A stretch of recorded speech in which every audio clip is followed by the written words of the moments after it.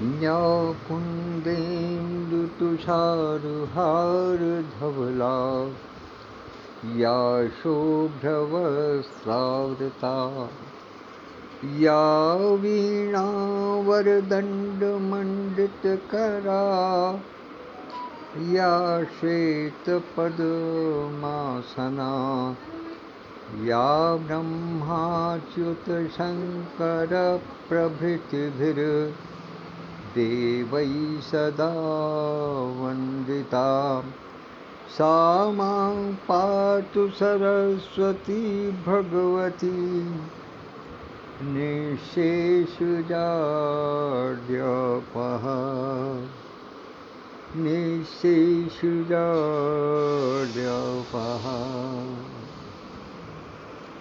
ओम भूर्भुवः स्वः तत्सवितुर्वरेण्यं भर्गो देवस्य धीमहि धियो यो नः प्रचोदयात्।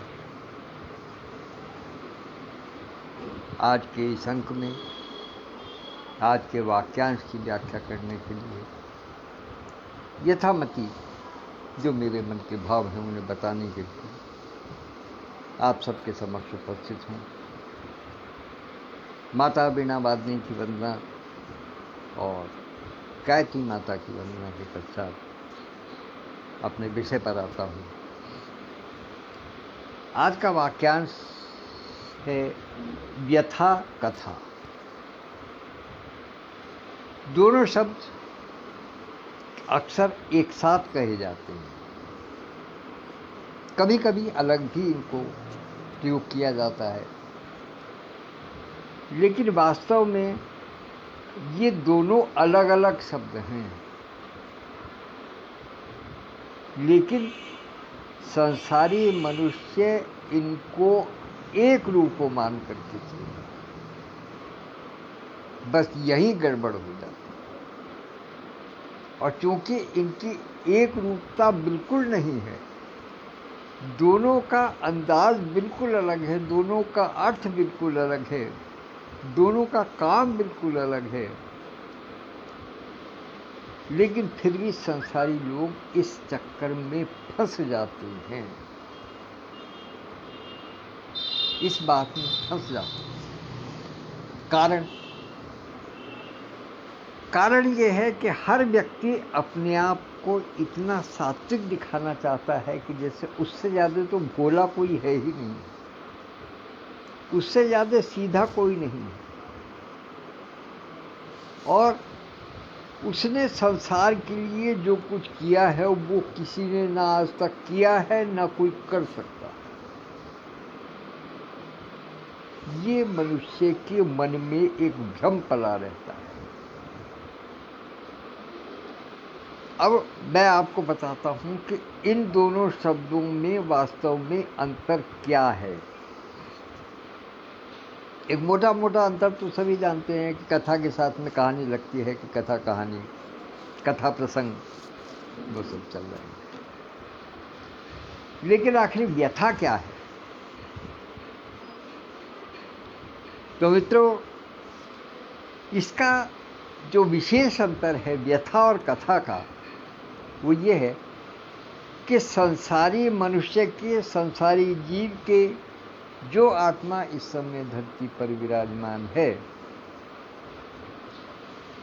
उसके जीवन में कथा का भाव आ जाए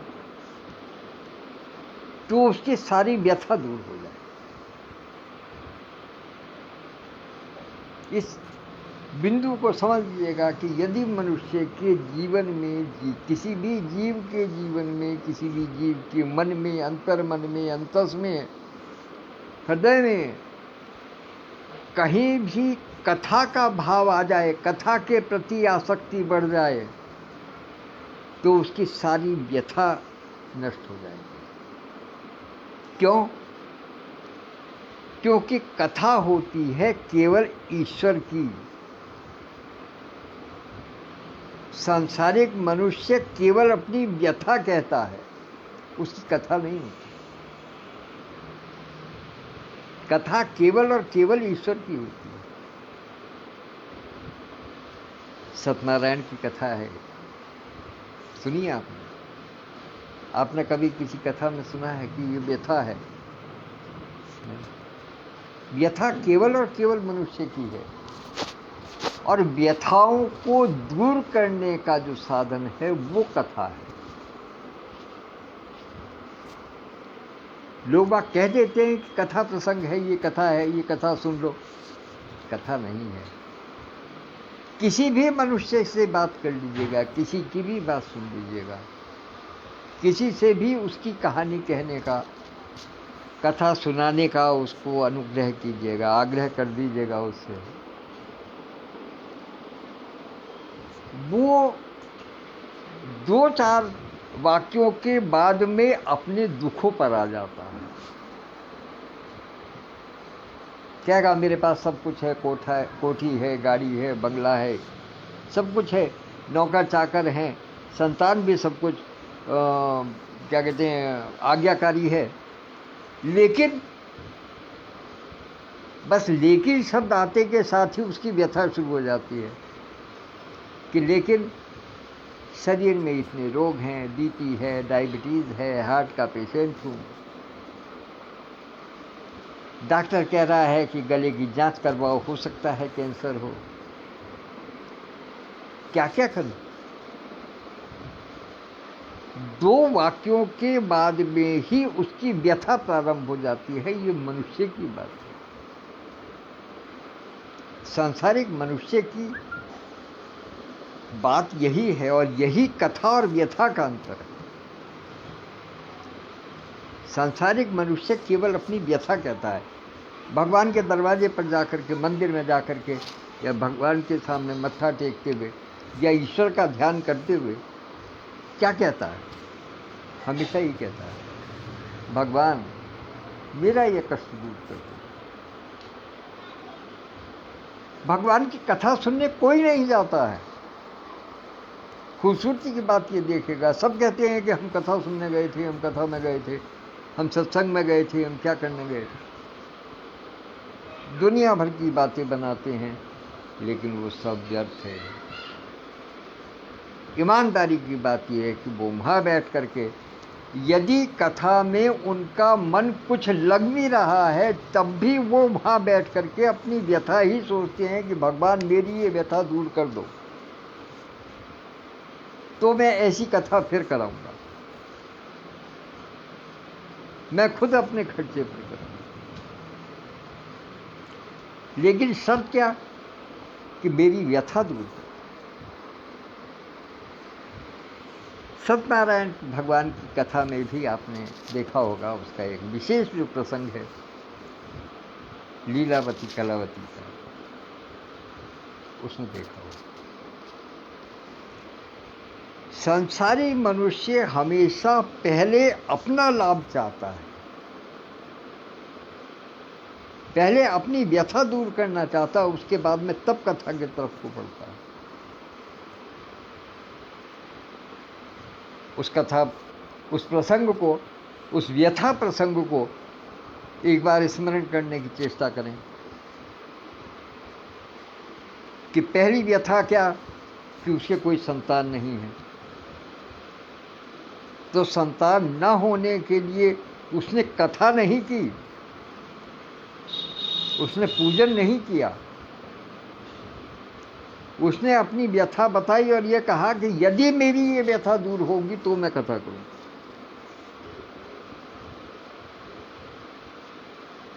उसके बाद में फिर सात्विक प्रवृत्ति स्वरूपा जब उसकी पत्नी ने उसको याद दिलाया कि बच्ची के जन्म के बाद में, तो उसने कहा कि नहीं अभी मुझे फुर्सत नहीं है, करनी है हाँ कर दूंगा, जरा मैं व्यापार करके लौट आऊं, या इसके विवाह के समय में।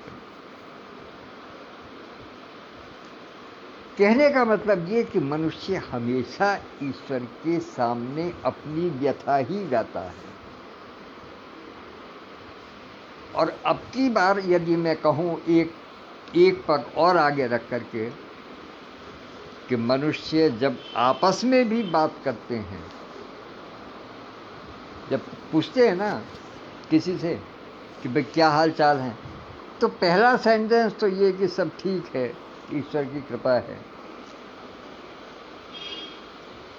दोबारा पूछ लो कि सही से बताओ यार क्या हाल है, तुम्हारा चेहरा तो कुछ उतरा हुआ सा लग रहा है, केवल इतनी बात कह दो, वो तुरंत अपनी व्यथाओं पे आ जाएगा। क्योंकि मनुष्य के पास और कुछ है ही नहीं, कोई कथा का कोई काम ही नहीं है, वो केवल और केवल व्यथा जानता है, उसके पास केवल व्यथा है। इसीलिए मैं अक्सर इस बात को कहता हूं, यहां से मेरा मानना है कि मनुष्य संसार में केवल और केवल अपने पाप भोगने के लिए आता है, वो किसी पुण्य का लाभ लेने के लिए नहीं आता है, वो केवल पाप भोगने के लिए आता है, अपने पापों को भोगता है और उसके जो पुण्य हैं वो संरक्षित रहते हैं मोक्ष की प्राप्ति तक। ये बात हो सकती है कि कुछ लोगों को बड़ी अजीब सी लगे, क्योंकि अक्सर लोगों को ये कहता सुना गया है कि पता नहीं जाने कौन सा लिया दिया सामने आ गया जो जान बच गई, वरना दुर्घटना तो बड़ी भयंकर थी, इसमें तो जान ही चली जानी थी। या पता नहीं किस पुण्य के लाभ से मुझे ये सब कुछ प्राप्त हुआ है, अक्सर कहते हैं, लेकिन नहीं, वो पुण्यों का लाभ नहीं है। वो जो आपने त्वरित रूप से जो कर्म किया है आपको उसका फल है, और वो फल आपको तब मिलेगा जबकि उस कार्य को करते हुए आपने ईश्वर को साक्षी माना, ईश्वर को अपने साथ मान करके चले, ईश्वर की कृपा मान करके चले, ईश्वर के लिए धन्यवाद देते हुए चले, और जिस कार्य को किया तो उसमें आपको सफलता मिली, वो उस कार्य का परिणाम है, उस कर्म का परिणाम है, आपकी उस बुद्धि का परिणाम है, आपके उस ज्ञान का परिणाम है जो कि आपने ईश्वर की ओर लगाते हुए किसी कार्य को किया है। पुण्य, पूर्वकृत पुण्य किस काम आते हैं, वो मैं पहले भी कई बार कह चुका हूँ कि जैसे हमें संस्कारित परिवार मिल जाना, ये पुण्य करना, ये पुण्यों का फल है। हमें दोस्त अच्छे मिल जाना, हमें संगति अच्छी मिल जाना, हमारे चारों तरफ का वातावरण बहुत अच्छा हो जाना, हमें संतान अच्छी मिल जाना, आज्ञाकारी मिल जाना, हमारे शरीर का स्वस्थ रहना, हमारा कारोबार ठीक ठीक चलते रहना, पद प्राप्त हो जाना, प्रतिष्ठा प्राप्त हो जाना, ये पुण्यों के एक तरीके से कहना चाहिए कि द्वितीय परिणाम है, ये गौण है। ये ऐसे मान करके चलिएगा जैसे कि एक दीपक जल रहा हो, तो उस दीपक की बाती से जो प्रकाश दिखाई दे रहा है वो है, वो प्रकाश है उस दीपक का। लेकिन वास्तव में जो दीपक का कार्य है वो क्या है कि उसकी लौ को ऊपर उठना है, उसकी लौ हमेशा ऊपर उठी रहती है, हमेशा ऊपर उठी। वो ईश्वर की प्राप्ति का साधन है, जो हमारे पुण्य है वो ईश्वर की प्राप्ति का साधन है। और ये जो छोटी मोटी चीज दिखाई दे रही है ये उसके प्रकाश स्वरूप है, उसकी जो ऊष्मा है, वास्तविक जो उसकी दीपक की या मोमबत्ती की या मशाल की जो ऊष्मा है वो आपके शरीर में ऊर्जा प्रदान करने के लिए है, ऊष्मा प्रदान करने के लिए है, आप में उत्साह प्रदान करने के लिए, ईश्वर के प्रति आपकी ललक जागृत करने के लिए। वो वास्तविक पुण्य का परिणाम है। ये तो गौण है जो हमें प्राप्त हो रहा है, क्योंकि मनुष्य की केवल और केवल व्यथा है, कथा नहीं है। कथा तो लोग बाग कह देते हैं कि हम कथा प्रसंग में प्रवेश करते हैं, कथा प्रसंग केवल और केवल ईश्वर का है, मनुष्य का उसमें कुछ नहीं है। तो इसलिए ध्यान रहे कि कभी भी यदि इस व्यथा से दूर रहना चाहते हैं, यद्यपि संसार में आए हैं तो व्यथा तो लगी ही रहेगी। जीवन में हमेशा व्यथा व्याधि आदि व्याधि लगी रहती हैं, व्यथा रहेगी, लेकिन उसके परिणाम को या कहिएगा उसकी उष्णता को या कहिएगा कि उसके दुष्परिणाम से बचने के लिए, उस व्यथा का परिणाम को कम करने के लिए हमें कथा की ओर अग्रसर होना पड़ेगा, तभी हमारी व्यथा कम हो सकती है। अन्यथा जैसे आए, कुछ को कहा जाता है ना, कुछ कहते हैं यार क्या करें, हमने तो ज़मीन पे आकर धरती ही सड़ाई। क्यों? अपने पास कोई हुनर नहीं है, कोई बात नहीं है, कोई काम नहीं है, कोई ऐसा गुण नहीं है जिसको कि हम समाज में कुछ दे सकें या हम कुछ कर सकें। अक्सर लोग बाग ये कहते हैं यार हमने तो आकर धरती से लड़ी। वास्तविकता ये है कि यदि ईश्वर की कथा के प्रति, ईश्वर के प्रति हमारा लगाव नहीं है तो वास्तव में हमारा पूरा जीवन एक व्यथा बन करके ही रह जाएगा। और यदि ईश्वर के प्रति हमने लगाव रखा तो हमारी व्यथा, हमारे दुर्गुण भी गुण बन करके समाज में प्रचारित होंगे। हमारे दुर्गुण, अब कहेंगे कि ये तो भाई बात समझ में नहीं आई कि दुर्गुण कैसे गुण बन करके प्रचारित होंगे। तो आपको स्मरण कराता हूं कि हमारे शरीर के अंदर क्या चीज है जो नहीं है और जिसको हम बाहर नाक भौं से कोड़ देते हैं।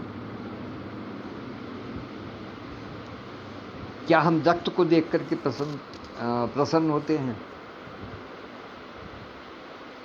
क्या हम मांस को देख करके प्रसन्न होते हैं? क्या हम कफ और वात पित्त को देख करके प्रसन्न होते हैं? जब हम बैक्टीरिया का नाम लेते हैं तो मन में एक भाव आता है कि अरे ये तो जीव है, लेकिन जब उसका सदुपयोग होता है तो वहीं से दही बनती है। दूध में जब बैक्टीरिया फैलती हैं तभी दही बनती है। मनुष्य के शरीर में ये जितने सारे चीज हैं, कफ है, वात है, पित्त है, रक्त है, मज्जा है, हड्डी है, मैदा है, ये जितनी भी है, इन सबको यदि ये आवश्यकता से अधिक हो जाएं या कम हो जाएं तो ये रोग बन जाते हैं। इनका समुचित, उचित मात्रा में इनका अपने शरीर में रहना भी आवश्यक है। तो इसीलिए मैं कहता हूं कि दुर्गुण भी गुण बन सकते हैं ईश्वर की कृपा से, क्योंकि ईश्वर ने इस शरीर की संरचना की है। लिहाजा जब तक हम इसके अंदर कुछ बुरे भावना से, इसके अंदर कुछ गलत चीज़ों के सेवन से इस शरीर को दूषित नहीं करेंगे तो वो जितनी व्याधियां दिखाई देती हैं वो सब शरीर को स्वस्थ करने के लिए भी वही आवश्यक है।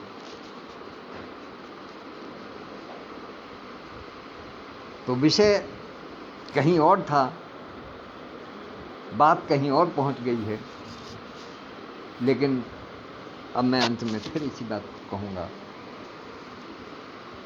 कि मनुष्य कथा की ओर ध्यान दे, अपनी व्यथा की ओर ध्यान न दे। व्यथा को कम करके चलेंगे तो कथा में मन लगेगा, और यदि कथा में मन लगेगा तो निश्चित रूप से व्यथा आदि व्याधि कम ही होगी। तो इसलिए इन दोनों को एक साथ बना करके चलें। चर्चा हमेशा कथा की करें, व्यथा की नहीं, क्योंकि व्यथा की चर्चा करेंगे तो कथा में मन नहीं लगेगा, और कथा में अगर मन नहीं लगेगा तो व्यथा बनी ही रहेगी, निश्चित रूप से। इन्हीं शब्दों के साथ में अपनी वाणी को विराम देता हूँ, और आज इस समय उपस्थित होने के लिए आदरणीय डॉक्टर सत्यप्रकाश पांडे जी, आदरणीय विद्युत प्रभा दीदी, आदरणीय श्रीकांत तेलंग भाई साहब, आदरणीय विदुभूषण भाई साहब, और मैं जानता हूँ आदरणीय अंशुजैन दीदी भी अवश्य ही उपस्थित हुई होंगी। आदरणीय वर्षा खन्ना बहन, हमारी बहुत प्यारी बहन, वो भी उपस्थित रही हैं। सबकी उपस्थिति को सादर नमन करता हूँ, प्रणाम करता हूँ, और बताऊंगा कि आज कवि के साथ कॉफी मंच पर किस समय उपस्थित होऊंगा। अभी आज चूँकि रविवार है तो थोड़ी व्यवस्था देखता हूँ किस प्रकार से होगी, लेकिन ये विश्वास रखिएगा कि कम से कम आधा घंटा पूर्व सूचना दूंगा जिस समय भी मैं आऊँगा, और प्रयास करूंगा कि मेरे जो अन्य साथी हैं उनके प्रसारण में किसी प्रकार की दिक्कत मेरे वाचन के कारण ना हो। ये मेरी मन की भावना है। तो सबको प्रणाम निवेदित करता हूँ। नमस्कार, फिर मिलेंगे, तब तक के लिए आज्ञा दीजिए। धन्यवाद।